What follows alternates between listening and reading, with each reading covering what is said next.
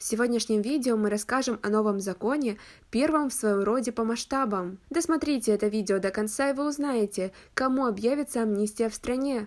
Подписывайтесь на наше обновление, чтобы быть в курсе о всех новинках на нашем канале. Наш проект не преследует сугубо коммерческих целей, однако всеми нами движет общая идея – честные и объективные новости без выгоды третьих лиц. Просим вас поддержать наш проект и его развитие. Ссылка для помощи будет под этим видео в описании. Власти Таджикистана предложили на рассмотрение Нижней палаты парламента проект закона об амнистии. Как сообщается, всего планируется амнистировать более 20 тысяч подозреваемых, обвиняемых, подсудимых и осужденных. Ожидается, что под амнистию попадут прежде всего те, кто впервые совершил нетяжкие преступления или преступления по неосторожности. Среди тех, кого предлагается амнистировать, также есть женщины, которые отсидели за тяжкие преступления более 12 лет, и некоторые категории пожилых мужчин, старше 70 лет. Как вы относитесь к такой ситуации? Свои ответы пишите нам в комментарии под этим видео. За годы независимости в Таджикистане было объявлено 15 амнистий. В 2016 году в стране были амнистированы свыше 12 тысяч людей. Напомним, 24 сентября президент Туркменистана Гурбангулы Бердымухамедов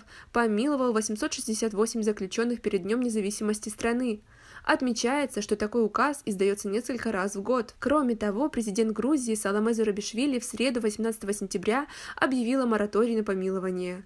Однако она не уточнила, как именно будет проходить процедура помилования. На этом у нас все. Оцените наше видео подпиской и лайком.